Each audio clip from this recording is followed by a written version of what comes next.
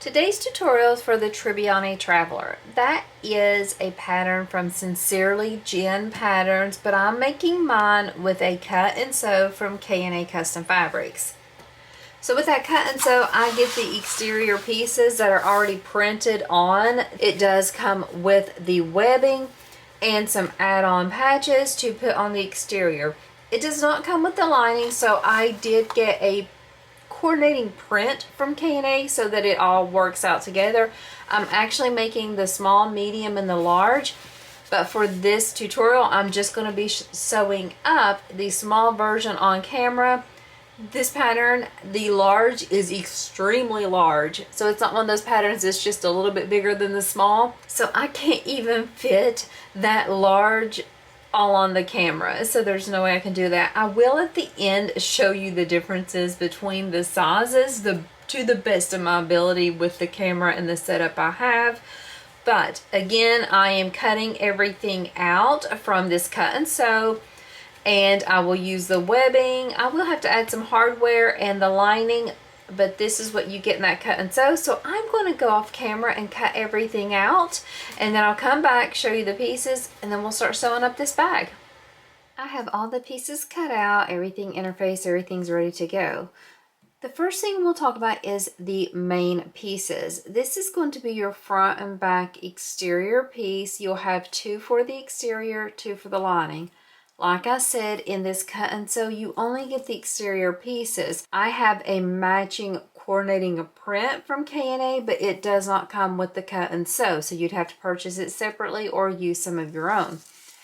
This material is like a nylon rappel material. It's very sturdy, very thick, but I wanted to add a little bit extra onto this, so I did use a Thermolan, which is like a fleece, and I interfaced on the back of that. I did keep it in the seam allowance, so it's all over it. And I feel like this is really good on the small. On the large, I really felt like I should have used foam instead of just fleece. You'll see it later in the video, but it kind of is struggling with some of its structure. So definitely the fleece works for the small, which is this one. But if you're doing the large, I would really consider using some sturdier, like foam or Decaville Light, and a fleece if you're doing the fleece. Here's my two exterior pieces. Here is the two lining pieces. Then we have our side pieces. So the side piece is not, it might look like a little bit of a rectangle or a square, but it's actually not. Your larger part is the top, and it kind of angles down a little bit, but even your sides are slightly curved. So there's really not any shape that this could be called, but you have two exterior side pieces and two lining side pieces. I did add the fleece to the exterior pieces, and I also clipped on the shoulder strap connectors. The pattern tells you how long to cut the webbing. The webbing does come in this cut and sew, and then what the pattern tells you is to just fold it under a set amount. I went ahead and folded it under, then I slipped my D-ring in that crease and added a little bit of glue there just to secure it in place. It's best to use a D-ring on your side connectors, but it's best to use a rectangular ring for the handles, which I'll show you in just a minute. You're going to take that shoulder strap connector, and you are just going to center it on the bottom and clip it in place. We're going to sew all the way around here to secure it on this piece. If you wanted to help you so that it doesn't shift while you're sewing, you could add a layer of double-sided tape, or you could use some glue to kind of help secure it down. On the small, it's not too big of a piece, so I feel like it's okay, but on the larger ones, I definitely use more glue to kind of help keep things from shifting while sewing. So you will have one of those connectors on both of your side exterior pieces.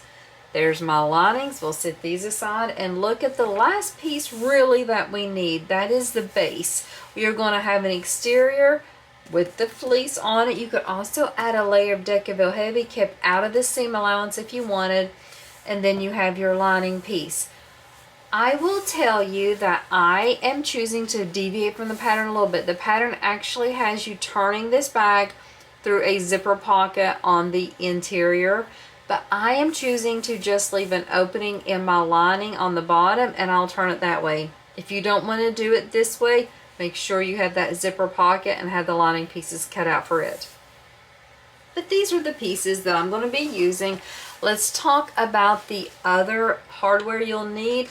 You'll need 4 pieces of webbing that look like this. On the back, I have it folded under, and then I have a rectangular ring attached onto it. The pattern tells us to find the center of this main piece, and then it gives us the measurement as to how far we come over to place these handle connectors. Now, I haven't marked those placements, but I will do that off camera. I do not use a ruler on camera.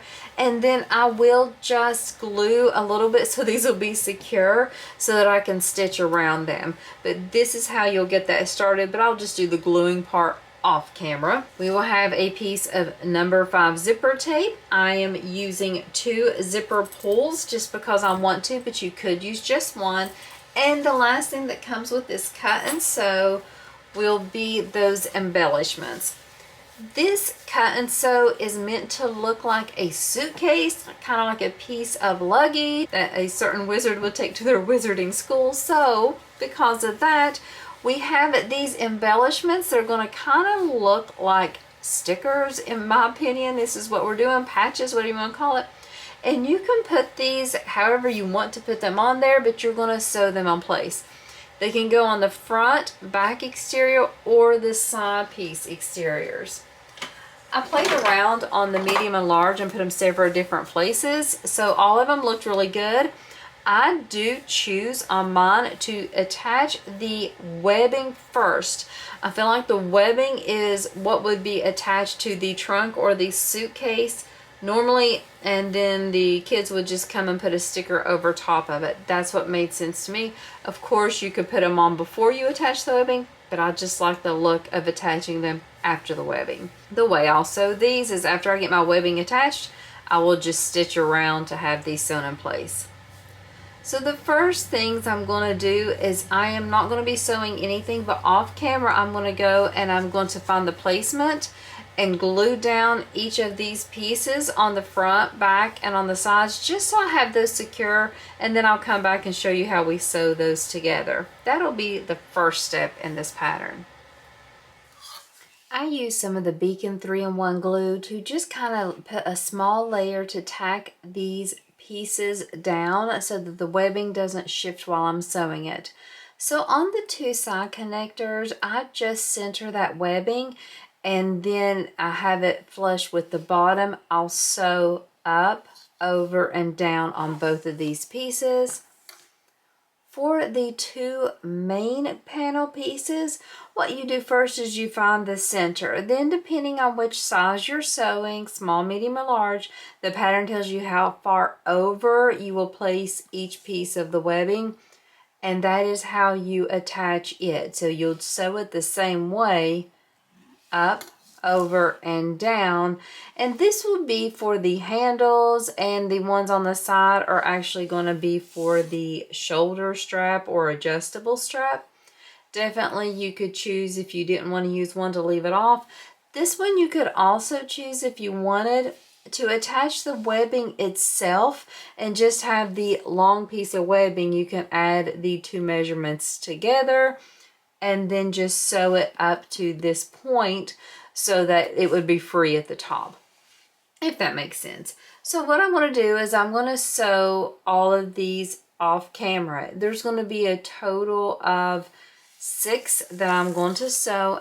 I'll just sew them 1/8 of an inch away. I'll probably even just sew across the bottom, even though it's not really necessary. But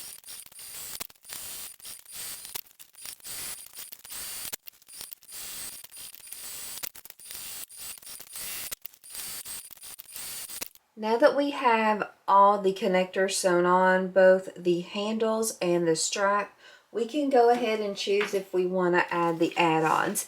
These are optional.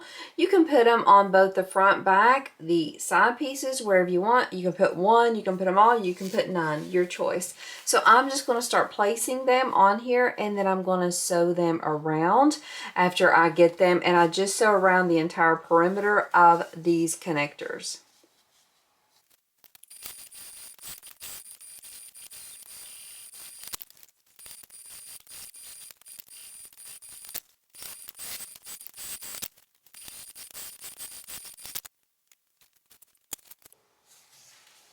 Now that you have the patches sewn on, go ahead and put the other pieces aside and just pull out one of your main panels.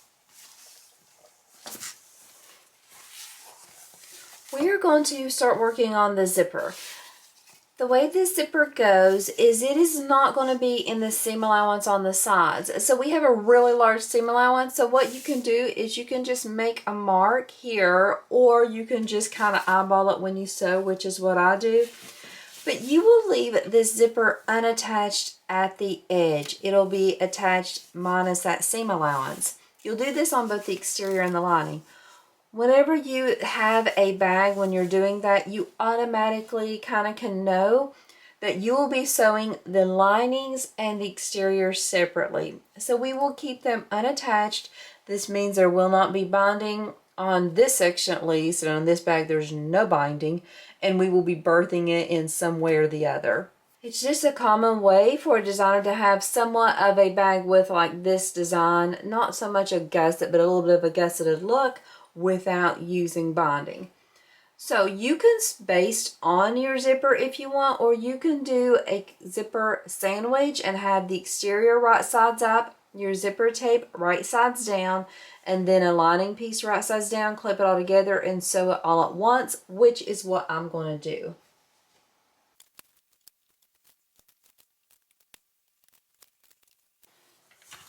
Now that I have it clipped right sides together, everything is orientated the way I need to. I do not have zipper pulls on my zipper tape yet, and I did leave my zipper tape longer than what the pattern says, even though I know I don't need to because I'm not even sewing up to the edge of this. It's just easier for me when I attach the pulls to it. So what I'm going to do now is I'm going to start sewing with the seam allowance given in the pattern, the full seam allowance. I'm not basting this. I'm going to make sure I don't start at the edge. I'm going to start in at the spot that the pattern tells us to. I have everything sewn together. I just want to point out that you should not be having any overhang. Everything should be matching up with your lining exterior. I have a slight bit of overhang, just maybe not a 1/16 of an inch, but that is just because I did not interface this fabric, and while sewing it just stretched a little bit. Just want to make sure that you took the time to match up your sides and the bottom of this piece. Now we go ahead and push the exterior and the lining right sides together. You can see the zipper is unattached there, and that is what we want. Let's go ahead and push that seam down where my materials are a slight bit thick. It'll just take a little bit of effort. I'm not taking it over to the ironing board though. I'm just using a finger press. But while I'm sewing and top stitching, I'm going to be making sure that I'm pulling that lining down so that it doesn't try to creep up underneath the zipper. I am again going to start at that same spot where it's opened. I'm still leaving the exterior and interior unattached. I have the top stitching done, the exterior lining still unattached. Everything matches up. Your sides and your bottom of the exterior and the interior pieces are in alignment. What I'm going to do now is I'm going to repeat those same steps to attach the exterior and lining main panel to the other side. And then after that, I'll add the 2 zipper pulls, trim up my zipper tape, and we'll come back for the next steps. I have the exteriors and the linings attached to the zipper. The pulls are on. If you were going to do an interior pocket, you would have had to have done it before this step. Like I said, I'm not doing it, so I did not show one. The next thing to do is to attach the side pieces. We have 2 exteriors, 2 linings. We are going to attach them separately. It's going to be the same process to attach all of them, so I'm only going to show it one time, and then I'll repeat it for the others. What we do first is we make sure that we have the bigger part at the top. If your connector is not looking like this, if it is looking at the smaller side, then that is the incorrect way. We have the top as the larger part. We take it and we flip it to where it is connecting. We are sewing along the top part of this side piece to the exterior main piece. I am just clipping the two exterior pieces together. With that zipper, I will pull up on the zipper so it goes and is sewn with the exterior. The lining is not. Now that I have it clipped together, what I'm going to do is I'm going to flip this entire thing over just so you can see it a little bit better. You don't have to sew it this way. I just want to show for clarity that you can see my lining is not attached at all. And I'm going to sew across this area here with the seam allowance given the pattern. Make note of the seam allowance. It is bigger than what you would typically use, so just make sure you're following it. You're going to do this same process with the lining piece and on the other side. So when you attach the lining, you'll have a small gap there. And what we'll do is after I sew everything, I'll show you how to complete and finish up to remove that small hole. Now, is that a problem to have that small hole there? No, and you could leave it, but for me, I just go ahead and close it up just so there's no problems whenever I am using the bag. After we have the lining sewn together, I'm going to flip this down, but I want that seam allowance to stay down under the side piece. I'm going to top stitch on this side piece, so of course I want that seam allowance to go down so I can tack it down. You can choose whichever way you want to sew this, but if you're sewing it like me from the exterior side, you want to make for sure that you keep that lining pulled back. It might have a tendency to want to creep up, so be careful and go ahead and continually check to make sure it's down and out of the way. Make sure your zipper is going down. You can see it here. It is staying down, and I'm sewing all across here. I'm sewing just 1/8 of an inch away from that seam I just sewed, all on the exterior side piece. I'm sewing from edge to edge. I'm not leaving a gap anywhere on this.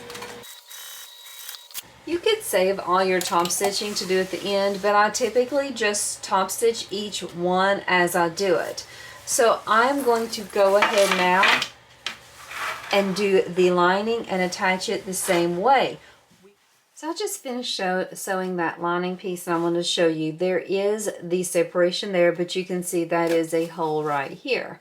The way you remedy that, if it matters to you, and it does to me, but the designer does make mention that it's not really technically going to be a problem. The chance of something coming through there would be so slim. But what you do, and it tells you this in the pattern, is you push them both down, so they're both going the same way.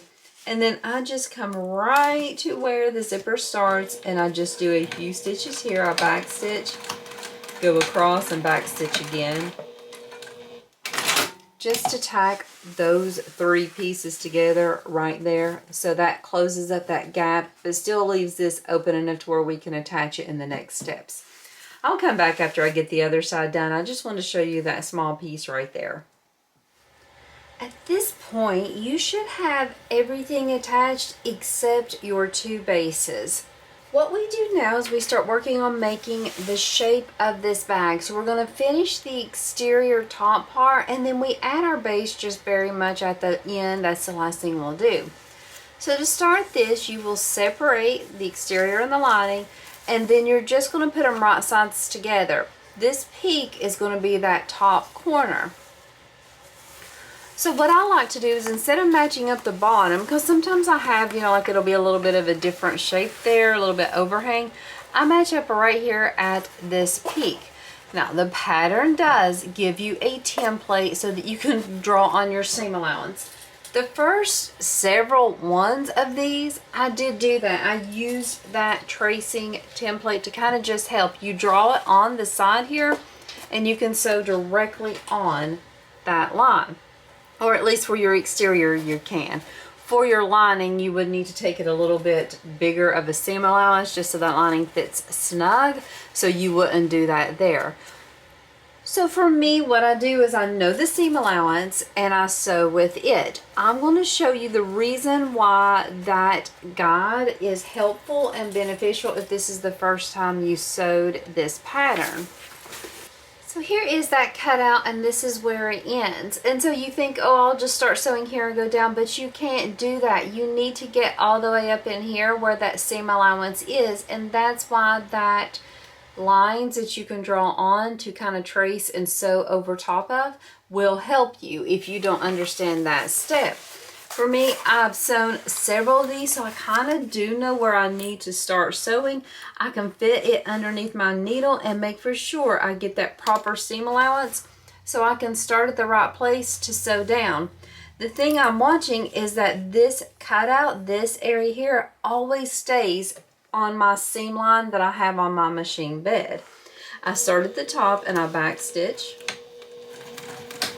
And then I just go all the way down, I'm just watching my seam allowance. I'm not watching anything else but this.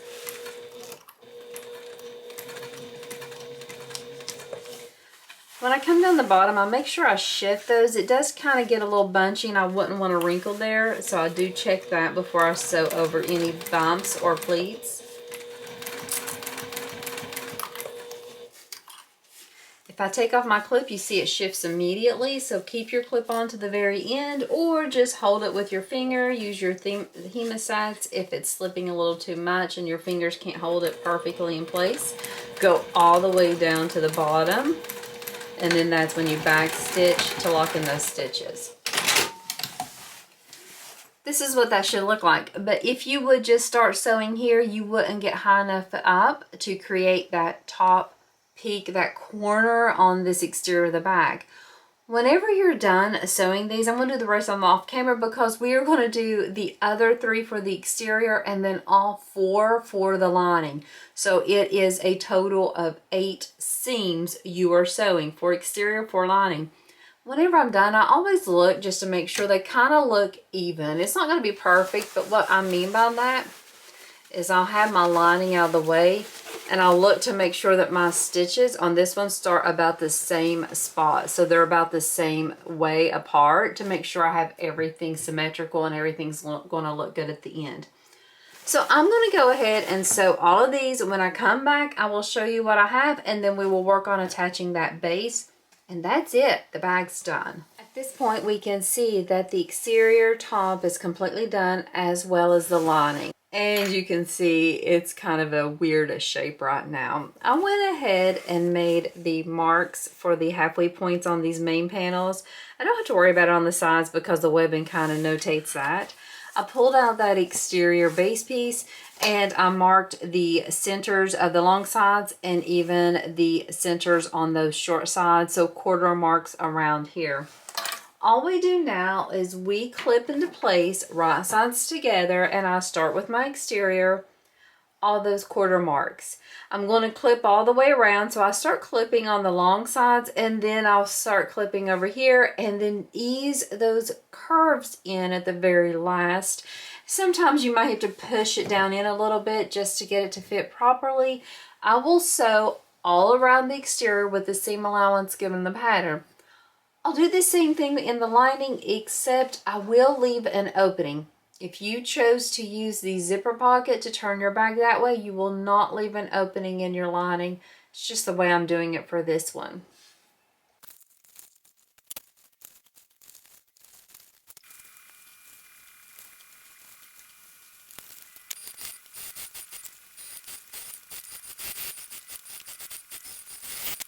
I have the base attached to the exterior and the lining. I did trim down my seams just a little bit. You can see that maybe about half of the seam I trimmed down on my exterior, same with my lining, but I didn't touch that opening area. I didn't trim anything down off that. So I'm going to just reach into the lining and unzip the zipper on the exterior and then pull everything through. So I've got everything turned out. You can see how open it is. I need to close up that opening in the bottom. I'll also need to make my handles for the front and my strap. Definitely have to give this a good press. So I'm going to go off camera, get everything pressed out. I'm going to close up that opening in the lining and then we'll come back to make our handles and our strap. And I also want to show you the 2 other sizes so you can see the comparison and have everything all put together at the end.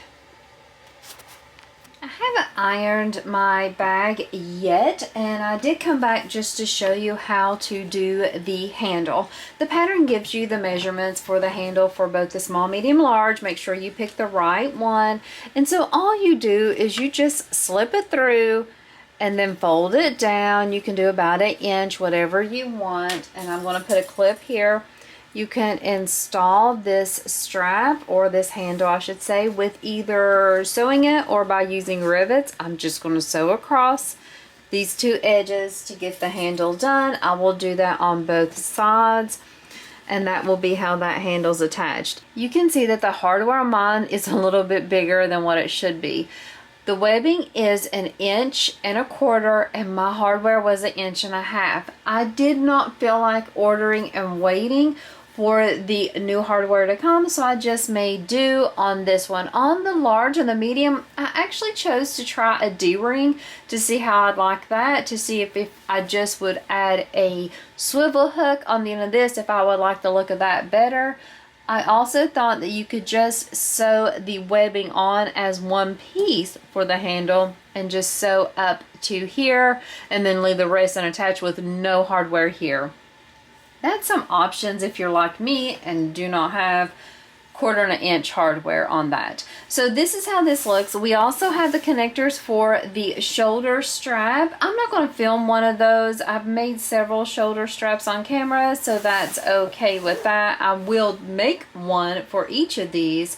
I just want to show how that would be attached, that handle. I'm going to go off camera and sew up my handles, and then when I come back, I want to show you how the small, medium, large all compare. I'm going to try to figure out some way to get that large on camera. It is massive, seriously. Okay, so this is the best way I can get the view of all 3 of these. You can see the small. I'm actually behind the camera, so I can't even reach the bags. They're so far out. But you can see the small in front, and then the medium is to the right, and the large is behind it. I used fleece in all of these. Look how perfect that small is. The small is perfect. The medium is slightly soft, but I highly recommend a foam or a fleece and a Decaville light for that large. The weight of the materials just can't hold up with just fleece alone. So that's the only thing I would do differently, is change the interfacing on that one. Haven't put the handles on everything. I do need to do that. But this is how that cut and sew from K&A comes together with that Tribbiani Traveler Trio, that pattern. It's an adorable set. It is so cute. Can't wait to see the handles on it and try my best to get actually like really nice pictures. I don't know how I'll do that with the shape of the large. It's so big, but I might try to at least get one set with everything, but definitely get a full set of pictures with the small. So thank you so much for watching another tutorial of mine. Definitely try out the Tribbiani Traveler. It is such a fun pattern. My favorite size is definitely the small. Love that handbag size. I'll have the links for everything in my description. And if you have any questions about this pattern or about the cut and sew, definitely let me know. Everything will be listed below. And I hope you have a great day today and that you find the time to sew a wonderful set of bags that can help you on any adventure you may be taking.